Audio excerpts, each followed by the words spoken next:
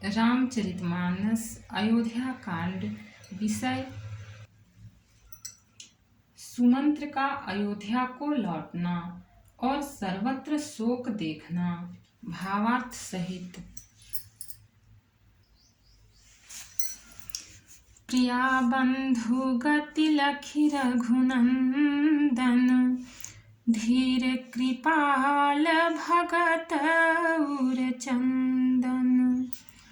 लगे कहन कछु कथा पुनीता, सुनि सुख लहहि लखन वर सीता। तब धीर कृपालु और भक्तों के हृदय को शीतल करने के लिए चंदन रूप रघुकुल को आनंदित करने वाले श्री रामचंद्र जी प्यारी पत्नी और भाई लक्ष्मण की दशा देखकर कुछ पवित्र कथाएं कहने लगते हैं, जिन्हें सुनकर लक्ष्मण जी और सीता जी सुख प्राप्त करते हैं। दोहा। राम लखन सीता सहित सोहत परन निकेत, जिमि बासव बस अमरपुरा, सची जयंत समेत। लक्ष्मण जी और सीता जी सहित श्री रामचंद्र जी की पर्णकुटी में ऐसे सुशोभित हैं जैसे अमरावती में इंद्र अपनी पत्नी सची और पुत्र जयंत सहित बसता है। जो गवहीं प्रभु सिय लखनहि कैसे, पलक बिलोचन गोलक जैसे। से वही लखन सिए रघुबरहि, जिमि अविवेकी पुरुष शरीरहि। प्रभु श्री रामचंद्र जी सीता जी और लक्ष्मण जी की कैसी संभाल रखते हैं, जैसे पलके नेत्रों के गोलों की। इधर लक्ष्मण जी सीता जी और श्री रामचंद्र जी की अथवा लक्ष्मण जी और सीता जी श्री रामचंद्र जी की ऐसी सेवा करते हैं जैसे अज्ञानी मनुष्य शरीर की करते हैं।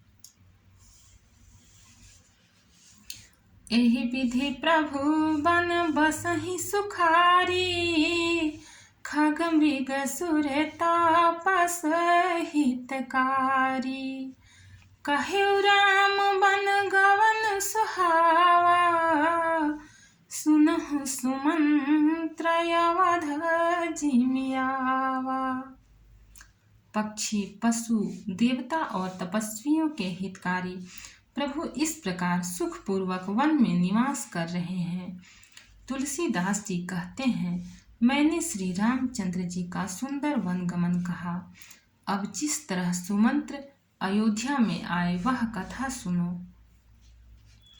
फिर निषाद प्रभु ही पहुँचाई, सचिव सहित रथ देखे सियाई। मंत्री विकल बिलोकी निषादु, कही न जाई जस भयउ विषादु। प्रभु श्री रामचंद्र जी को पहुंचाकर जब निषाद राज लौटा, तब आकर उसने रथ को मंत्री सुमंत्र सहित देखा। मंत्री को व्याकुल देखकर निषाद को जैसा दुख हुआ वह कहा नहीं जाता। राम राम सिय लखन पुकारी, पर उधरनी तल व्याकुल भारी। देखी दखिन दिशि हयहि नाही, जन बिनु पंख बिहग कुलाही। निषाद को अकेले आया देखकर सुमंत्र हा राम हा सीते हा लक्ष्मण पुकारते हुए बहुत व्याकुल होकर धरती पर गिर पड़े। रथ के घोड़े दक्षिण दिशा की ओर जिधर श्री रामचंद्र जी गए थे देख देख कर हिहिनाते हैं, मानो बिना पंख के पक्षी व्याकुल हो रहे हों। दोहा। नहीं तृण चरहि न पियहि जलु, मोचहि लोचन बारी।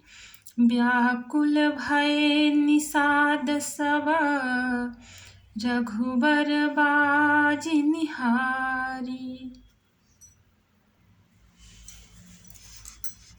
वे न तो घास चरते हैं, न पानी पीते हैं, केवल आँखों से जल बहा रहे हैं। श्री रामचंद्र जी के घोड़ों को इस दशा में देखकर सब निषाद व्याकुल हो गए।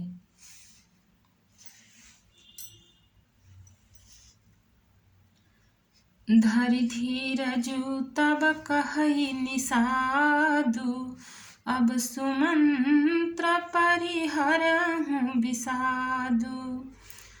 तुम पंडित परमारथ ज्ञाता, धरहु धीर लखि विमुख विधाता। तब धीरज धरकर निषाद राज कहने लगा, हे सुमंत्र जी, अब विषाद को छोड़िए। आप पंडित और परमार्थ के जानने वाले हैं। विधाता को प्रतिकूल जानकर धैर्य धारण कीजिए। विविधि कथा कही कही मृदुबानी, रथ बैठारे उबर बस आनी। शोक शिथिल रथु सकई नहा की, रघुबर बिरह पीर उर्बाकी। कोमल वाणी से भांति भांति की कथाएं कहकर निषाद ने जबरदस्ती लाकर सुमंत्र को रथ पर बैठाया, परंतु शोक के मारे वे इतने शिथिल हो गए कि रथ को हाँक नहीं सकते। उनके हृदय में श्री रामचंद्र जी के विरह की बड़ी तीव्र वेदना है। चरफराहि मग चलहि न घोरे, बन मृग मन हुआ निरथ जोरे। अढकी परहि फिर हेरहि पीछे, राम वियोगी विकल दुख तीछे। घोड़े तड़फड़ाते हैं और ठीक रास्ते पर नहीं चलते, मानो जंगली पशु लाकर रथ में जोत दिए गए हों। वे श्री रामचंद्र जी के वियोगी घोड़े कभी ठोकर खाकर गिर पड़ते हैं, कभी घूमकर पीछे की ओर देखने लगते हैं। वे तीक्ष्ण दुख से व्याकुल हैं। जो कह राम लखन वैदेही, हिंकरी हित हे रहिते ही। बाजी बिरह गति कही किमि जाती, बिन मनि फनि कवि कल जेहि भांति। जो कोई राम लक्ष्मण या जानकी का नाम ले लेता है, घोड़े हिकर हिकर कर उसकी ओर प्यार से देखने लगते हैं। घोड़ों की विरह दशा कैसे कही जा सकती है। वे ऐसे व्याकुल हैं जैसे मणि के बिना सांप व्याकुल होता है। दोहा। भयउ निषाद विषाद बस, देखत सचिव तुरंग। बोली सुसेवक चारि तब, दिए सारथी संग। मंत्री और घोड़ों की यह दशा देखकर निषाद राज विषाद के वश हो गया। तब उसने अपने 4 उत्तम सेवक बुलाकर सारथी के साथ कर दिए।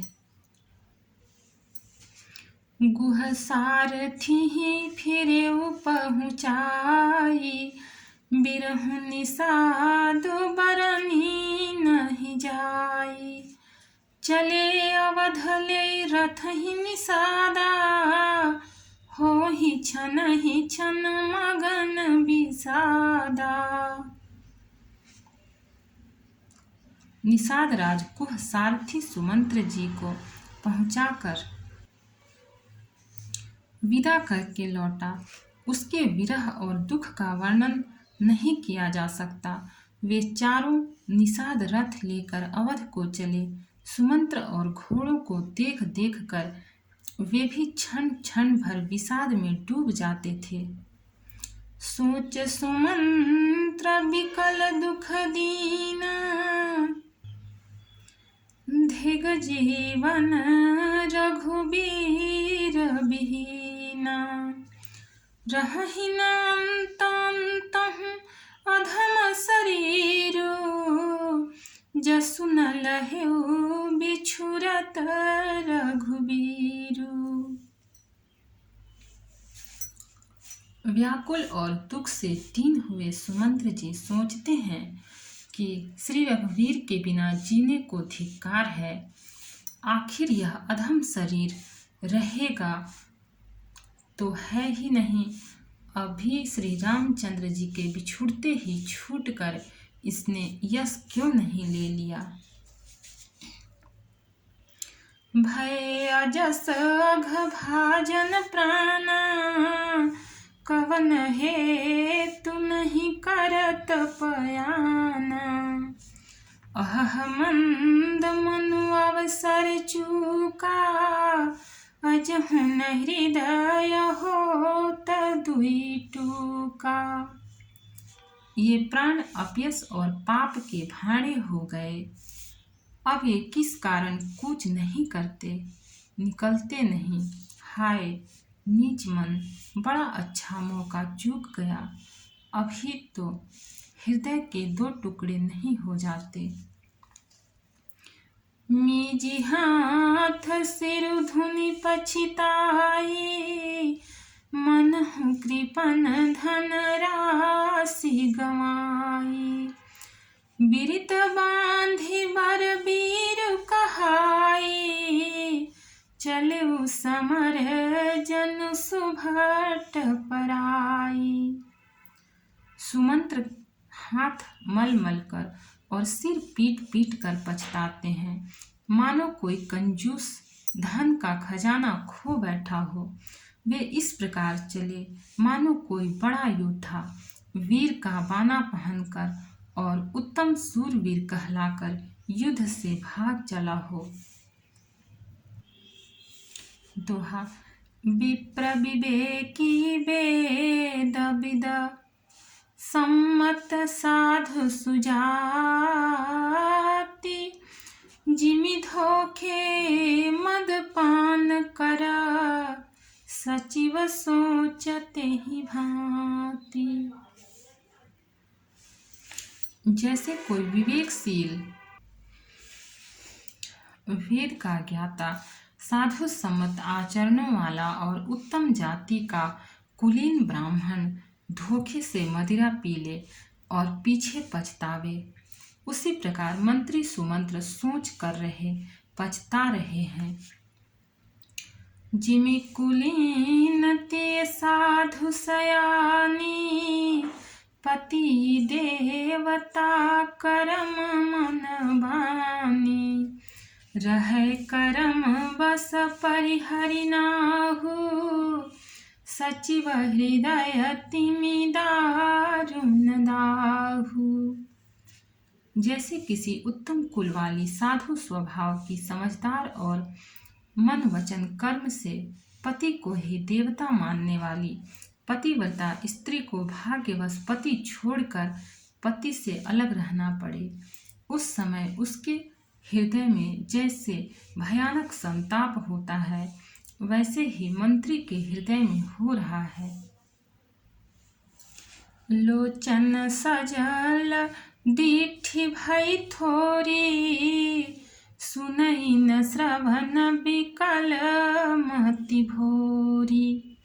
सुख ही अधर लागी मुँह लाटी, जीव न जायुर अवधि कपाटी। नेत्रों में जल भरा है, दृष्टि मंद हो गई है, कानों से सुनाई नहीं पड़ता। व्याकुल हुई बुद्धि बेठिकाने हो रही है, ओठ सूख रहे हैं, मुंह में लाठी लग गई है, किंतु ये सब मृत्यु के लक्षण हो जाने पर भी प्राण नहीं निकलते, क्योंकि हृदय में अवधि रूपी किवाड़ लगे हैं। अर्थात 14 वर्ष बीत जाने पर भगवान फिर मिलेंगे, यही आशा रुकावट डाल रही है। विवरण भयउ न जाय निहारी, मारे सिमनहु पिता महतारी। हानि गलानि विपुल मन व्यापी, जमपुर पंथ सोच जिमि पापी। सुमंत जी के मुख का रंग बदल गया है, जो देखा नहीं जाता। ऐसा मालूम होता है मानो इन्होंने माता पिता को मार डाला हो। उनके मन में राम वियोग रूपी हानि की महान ग्लानि पीड़ा छा रही है, जैसे कोई पापी मनुष्य नरक को जाता हुआ रास्ते में सोच कर रहा हो।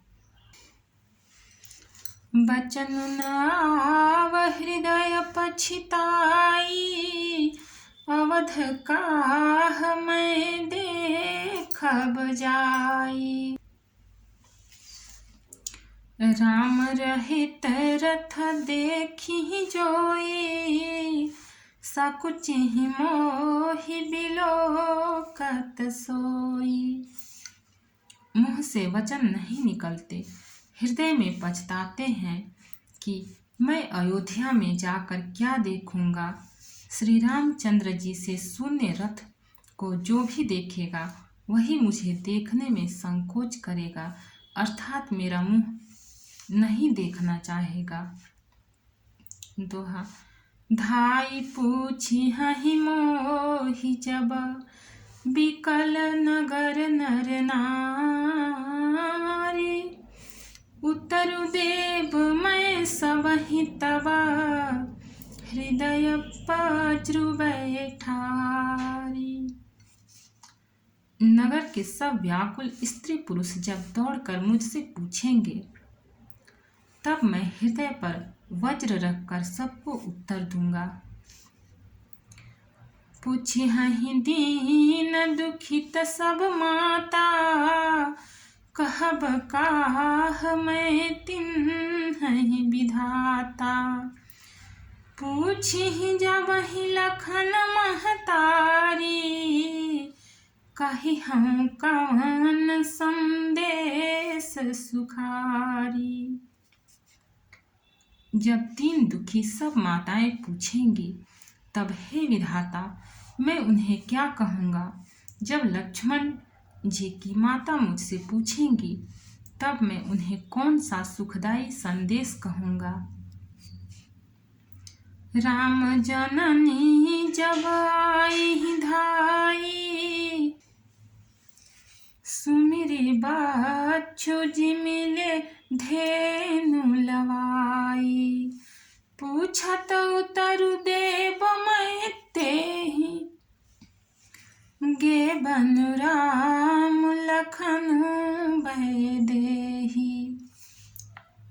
श्री राम जी की माता जब इस प्रकार दौड़ी आवेंगी, जैसे नई ब्याई हुई गौ बछड़े को याद करके दौड़ी आती है, तब उनके पूछने पर मैं उन्हें यह उत्तर दूंगा कि श्री राम लक्ष्मण सीता वन को चले गए। जोई पूछी तेहि उत्तरु देवा, जाई अवधय अबयहु सुख लेबा। पूछी जबहि राउ दुख दीना, जीवन जासु रघुनाथ अधीना। जो भी पूछेगा उसे यही उत्तर देना पड़ेगा, हाय अयोध्या जाकर अब मुझे यही सुख लेना है। जब दुख से दीन महाराज, जिनका जीवन श्री रघुनाथ जी के दर्शन के अधीन है, मुझसे पूछेंगे, देहं उतरु कौन मुहलाई, आयऊ कुशल कुंवर पहुँचाई। सुनत लखन सिय राम संदेशु, तृण जिमि तनु परिहरहि नरेशु। तब मैं कौन सा मुँह लेकर उन्हें उत्तर दूंगा कि मैं राजकुमारों को कुशल पूर्वक पहुंचा आया हूँ। लक्ष्मण, सीता और श्री राम का समाचार सुनते ही महाराज तिनके की तरह शरीर को त्याग देंगे। दोहा। हृदयन बिदर्यु पंकजिमि, बिछुरत प्रीत मुनीर। जानत हूँ मोहि दीन्ह विधि, यहु जात न शरीर। प्रियतम श्री राम जी रूपी जल के बिछुड़ते ही मेरा हृदय कीचड़ की तरह फट नहीं गया। इससे मैं जानता हूँ कि विधाता ने मुझे यह यातना शरीर ही दिया है, जो पापी जीवों के नरक भोगने के लिए मिलता है। एहि विधि करत पंथ पछितावा, तमसा तीर तुरत रथुआवा। विदा किए करि विनय निषादा, फिरे पाय परि विकल विषादा। सुमंत्र इस प्रकार मार्ग में पछतावा कर रहे थे। इतने में ही रथ तुरंत तमसा नदी के तट पर आ पहुंचा। मंत्री ने विनय करके चारों निषादों को विदा किया। वे विषाद से व्याकुल होते हुए सुमंत्र के पैरों पड़कर लौटे। पैठत नगर सचिव सकुचाई, जनु मारे श्री गुर बांझन गाई। बैठी बिटप तर दिवस गवावा, सांझ समय तब अवसर पावा। नगर में प्रवेश करते मंत्री ग्लानि के कारण ऐसे सकुचाते हैं मानो गुरु ब्राह्मण या गौ को मारकर आए हों। सारा दिन एक पेड़ के नीचे बैठकर बिताया। जब संध्या हुई तब मौका मिला। अवध प्रवेश किन्हा धियारे, पैठ भवन रथु राखी द्वारे। जिन जिन समाचार सुनि पाए, भूप द्वार रथु देखन आए। अंधेरा होने पर उन्होंने अयोध्या में प्रवेश किया और रथ को दरवाजे पर खड़ा करके वे चुपके से महल में घुसे। जिन जिन लोगों ने यह समाचार सुन पाया, वे सभी रथ देखने को द्वार पर आए। रथु पहिचान बिकल लखी घोरे, गरहि गात जिमियात पौरे।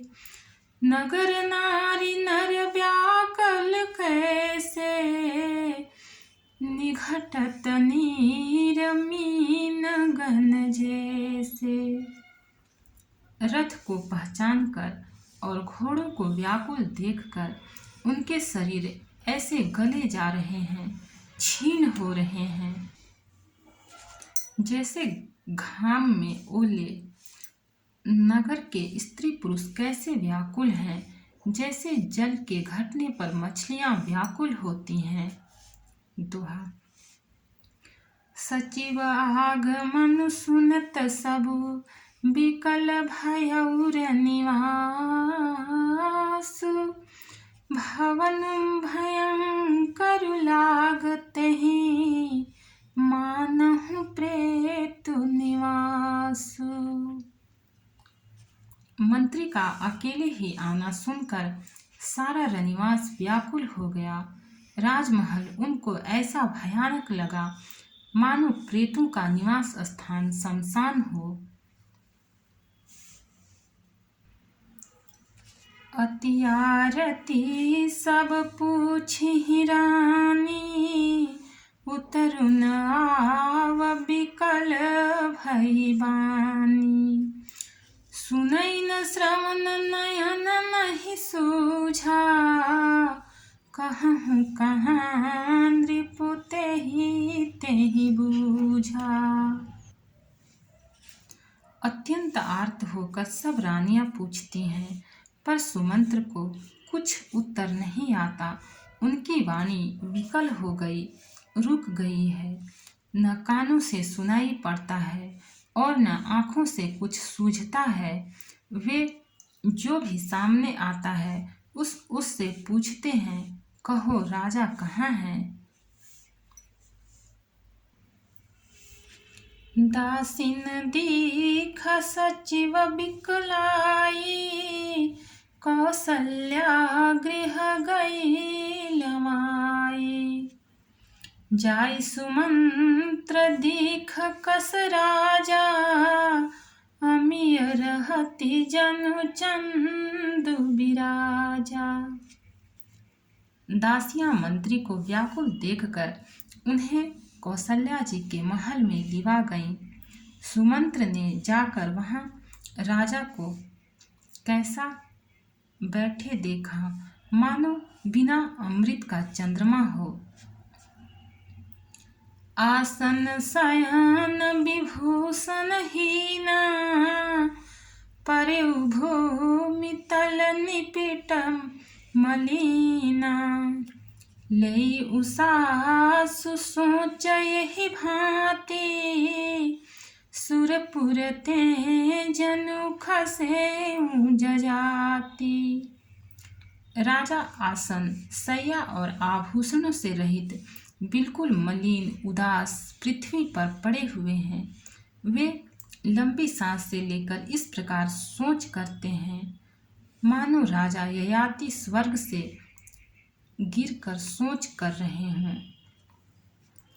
लेत सोच भर छिनु छिनु छाती, जनु जरि पंख परेउ संपाती। राम राम कह राम सनेही, पुनि कह राम लखन भय देही। राजा क्षण क्षण में सोच से छाती भर लेते हैं। ऐसी विकल दशा है मानो गिद्धराज जटायु का भाई संपाति पंखों के जल जाने पर गिर पड़ा हो। राजा बार बार राम राम, हा स्नेही प्यारे राम कहते हैं, फिर हा राम, हा लक्ष्मण, हा जानकी ऐसा कहने लगते हैं। भक्त और भगवान की जय। चैनल को लाइक, सब्सक्राइब और शेयर करें। कमेंट में जय सिया राम लिखें। इसके आगे का पार्ट आगे का एपिसोड में मिलेगा।